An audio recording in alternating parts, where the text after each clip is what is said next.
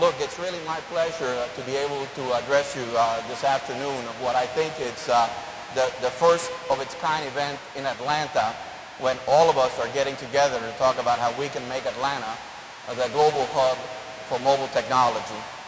Before I begin, I want to also add my thanks to Larry Williams, who's really been the guy who's pulled this event together. And you may see him here, but this guy's been all over the world. I see him in Barcelona. I see him all around the world, pulling for Atlanta, working for you in Atlanta to make sure that Atlanta has the best to offer you, its citizens. And he's tireless. He's just a bulldog. And when he makes up his mind to do things, Larry gets them done. So he has taken his talents to South Beach. That's used to be my home, but I want to personally thank you for all you've done for the Metro Chamber and for this great city of ours. We'll miss you and we wish you the best, amigo. Okay? Thank you.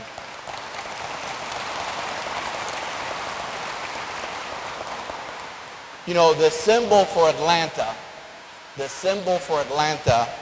is the phoenix, which represents the rebirth of the city following the Civil War. And I think that symbol still fits today, from the Civil War to the struggle for civil rights to the 1996 Olympics. Atlanta is a city that constantly reinvents itself. And we're on the cusp of reinventing this city as a global leader in mobile technology. That's why we named this event Mobility Live. And it's really fitting because I think that there's no other industry in America, or for that matter, the world, that is having more of an impact on people's lives than mobility. It's happening all around us, and pretty soon you're going to see that the number of mobile connections in the world will exceed the number of people in this planet. That's an amazing figure. That's almost 7 billion. So it's truly what I call the golden age of mobile, and the mobile internet is what is driving it. And there's 3 factors that are driving the worldwide adoption of the mobile internet. First is the widespread capability of mobile broadband networks. Second is an increasing and ever-growing lineup of mobile devices. And third is an unbelievable explosion of content and applications.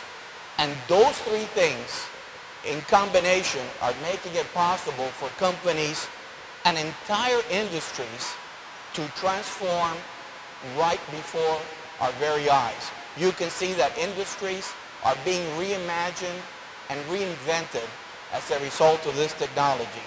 So I want to begin by giving you a few examples of industries that are absolutely being reinvented by mobility, and then talk about how we in Atlanta can foster this innovation to help solidify Atlanta as a global leader in mobile technology. Let me begin by talking about something that all of you probably have done, is taking a picture. The thing that's different today is that the most popular camera in the world is a smartphone. And believe it or not, recently somebody reported that we are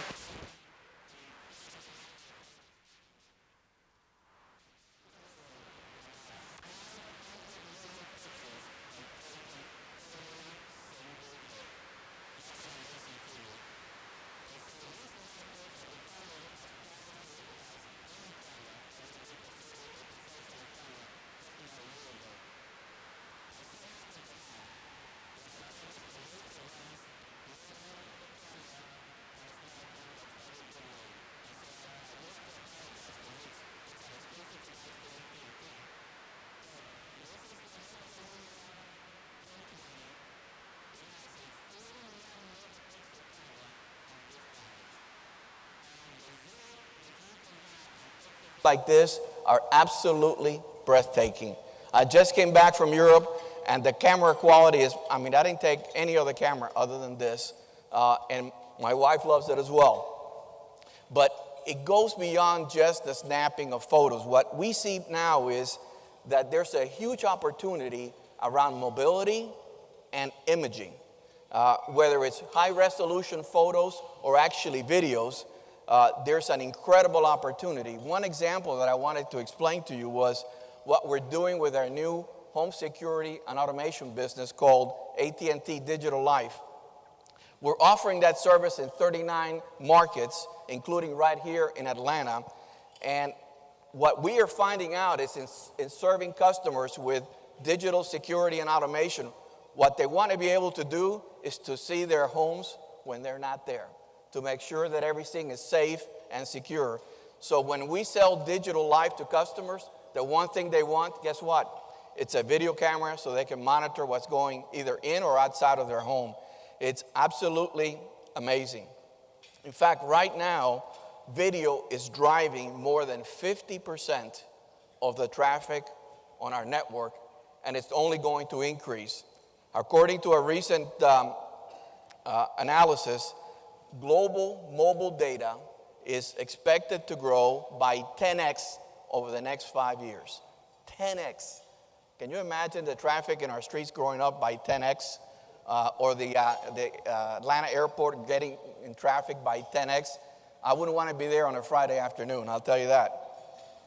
So we at AT&T are already looking in the years ahead and reimagining how we architect our wired and wireless networks to make them capable of delivering this high-definition video to customers who want it at any time. And this has major implications not only for just consumers, but for industries like healthcare, education, and obviously the entertainment business. In fact, I'll predict that within 3 years, mobile video communication will be far more prevalent than voice. In my own internal communications with AT&T, I can tell you that I use video telepresence more often than I'm talking on the phone or taking on a conference call via the phone. We just really love video. It's a completely different experience than if you're talking to somebody on the phone. And I think that photos, videos, and that technology is a whole new wave that's going to dominate in the near future. Let me talk about another area that is being reinvented. And actually, I think it's already happened.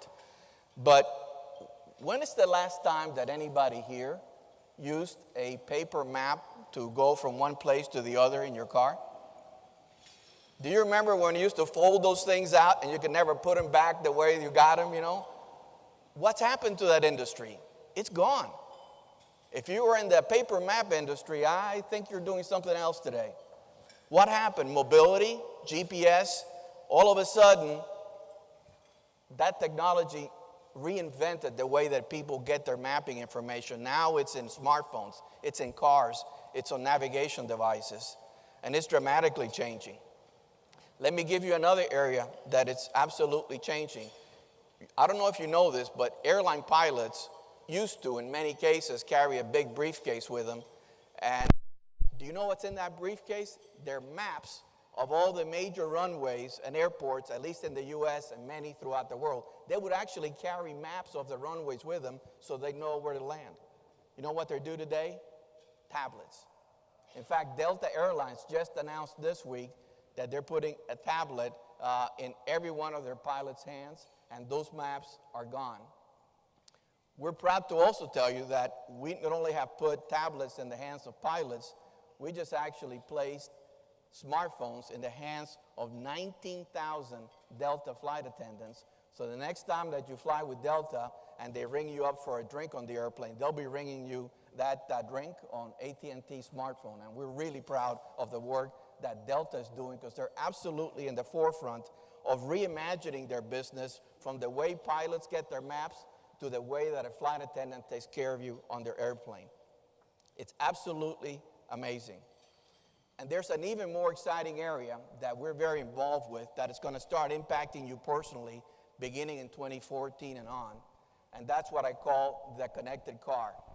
We are in the middle of absolutely reimagining and reinventing what the inside of the car looks like when you connect it with 4G LTE mobile broadband technology. It is amazing. According to analysts, people are saying today that by 2016, 53% of all new vehicles will have connected capabilities. I think that's very conservative. I think by 2016, very few cars rolling out will not have it.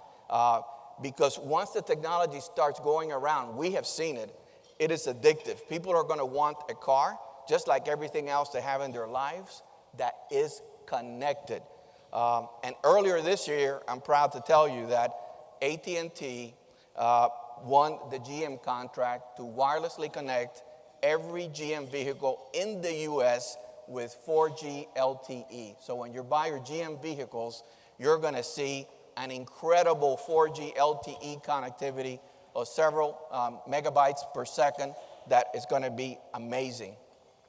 And what it's going to do, it's going to provide connectivity to the car to be able to connect to anything in the world you want and download videos or data or anything else you want to do.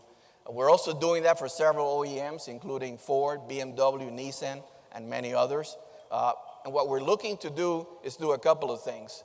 For the driver, we're going to give the driver information to make them safer. Make sure we're not distracting the driver, but at the same time, giving the passengers in the rear seat the capability to get whatever information they want. If the kids want to see a video in the back seat, we can keep that away from the driver in the front seat. The bottom line is that I think you're going to see cars. You're going to be driving cars that are going to be safer to drive and more entertaining to ride in for the passengers. And I think there's no turning back. I think the cars are going to be reimagined as a result of this technology. Now, let me turn out to an even more exciting area that I think impacts every one of us and our children for the foreseeable future, and that is education. And what we're seeing in education is nothing short of a revolution. Let me explain to you why and how technology plays a role and why Atlanta is right in the center of this.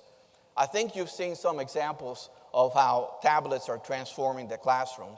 And all the research says that online and interactive learning powered by mobile technology offers huge advantages to both the teacher and the student.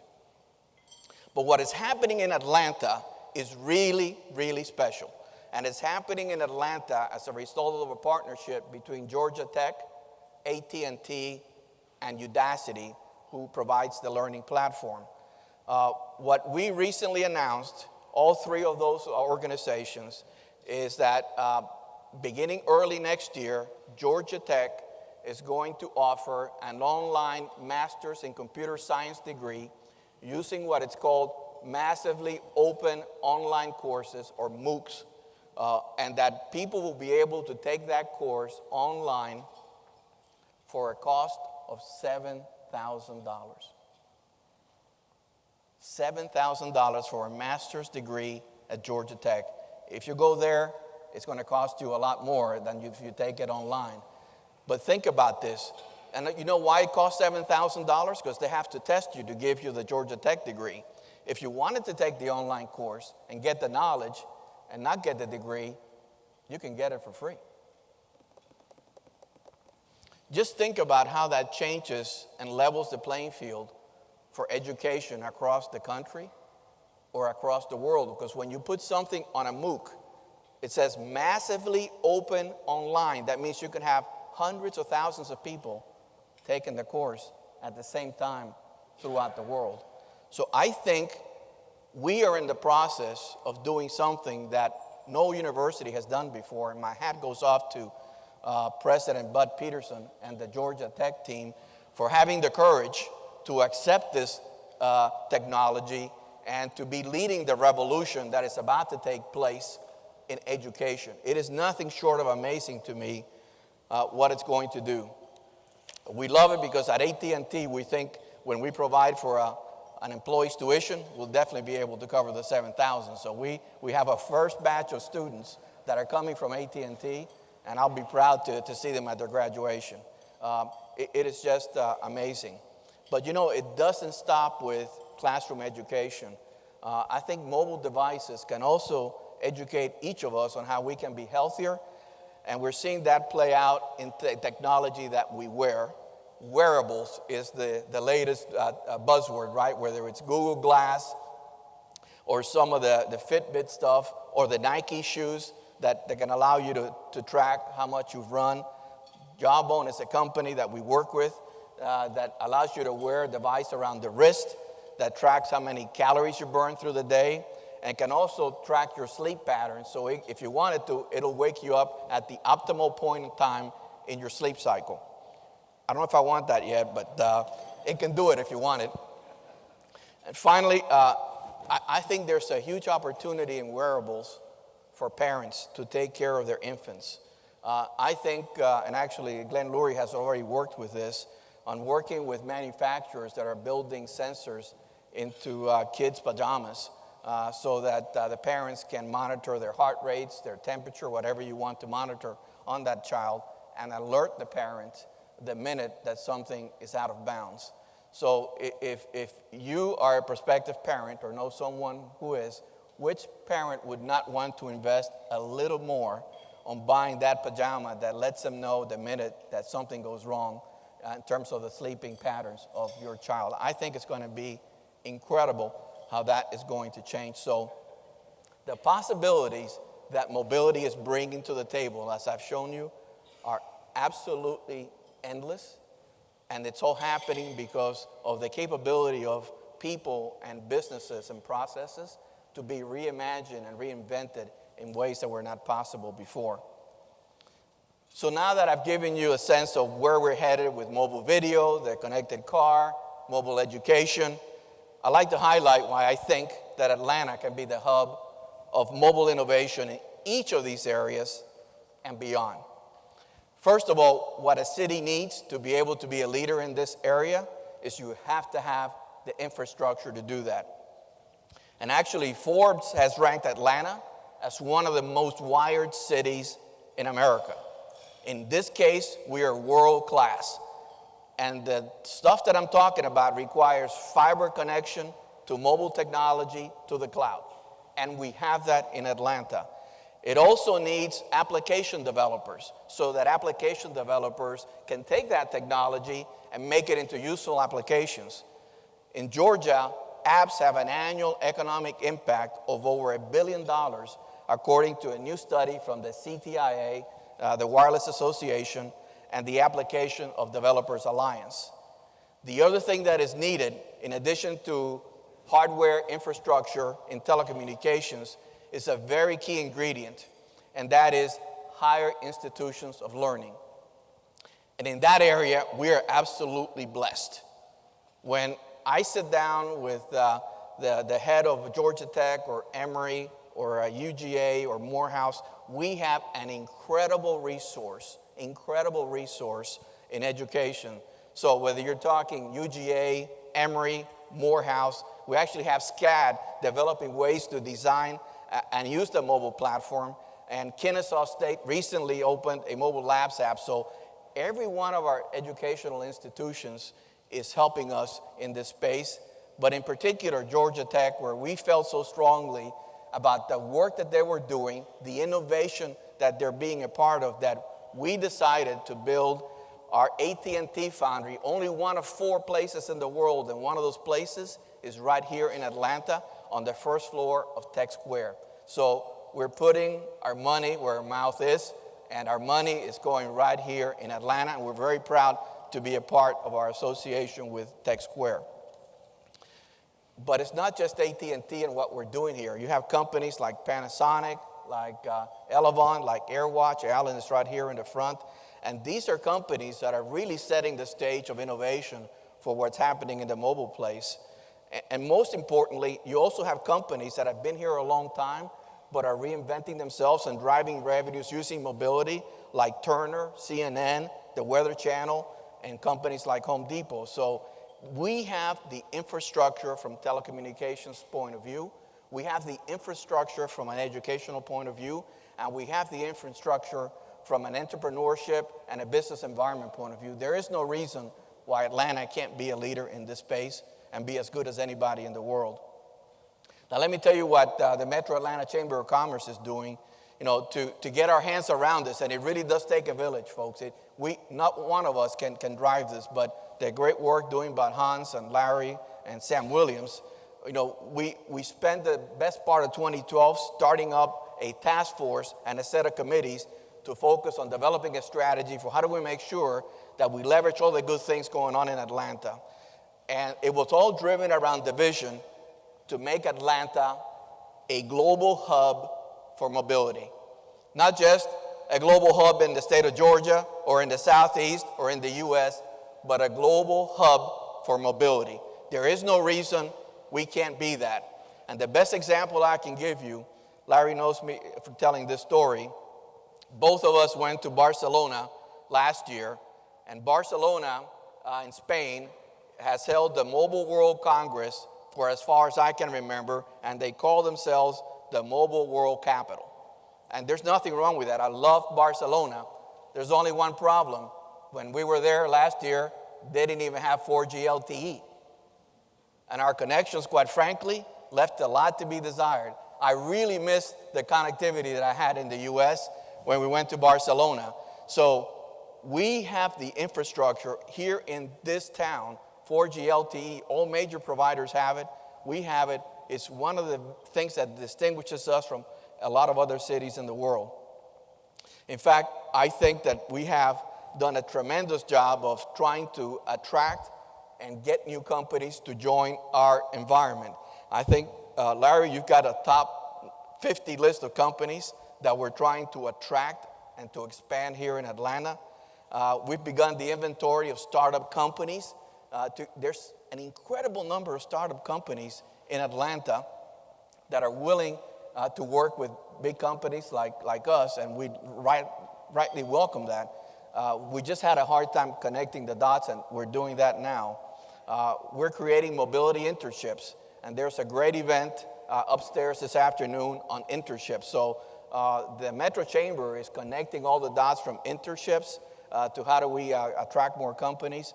And the best testament to what they have done is the fact there's over 400 of you here today at this mobility, first of its kind event, thanks to the work that Larry and his team have done. It's really, really special, and I hope you enjoy the day. So in conclusion, as I mentioned at the beginning, mobility is one of the fastest growing industries in the world, and Atlanta is sitting on an absolute gold mine, a huge opportunity that represents mobile technology.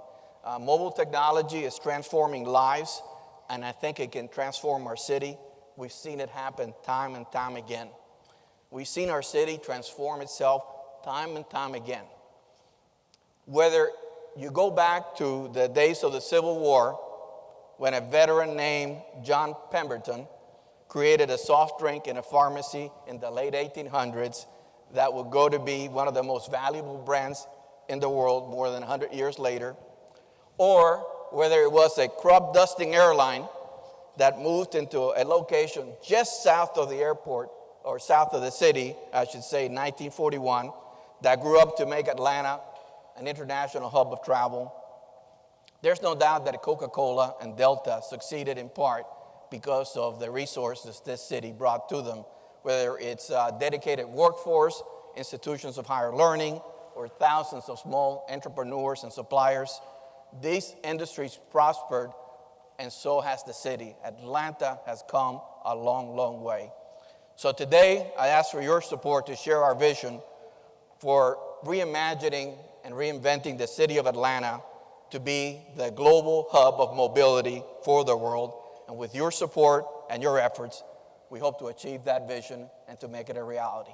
Thank you very much.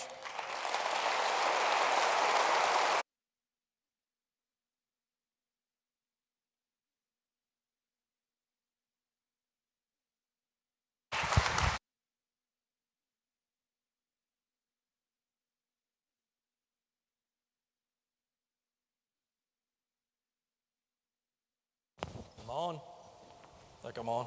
Well, Ralph, thank you so much. And I greatly appreciate your words about Atlanta. I'm just really hoping the GSMA table over here heard all of that, taking notes. You got that? So, really this has been a great journey. Whenever we started this journey, my friend Louis Gump, who was running mobility for CNN at the time, really echoed your words, Ralph, about mobility being the most transformational technology of our lifetime. And as we see it all come together, we see that it's true. My friend Tom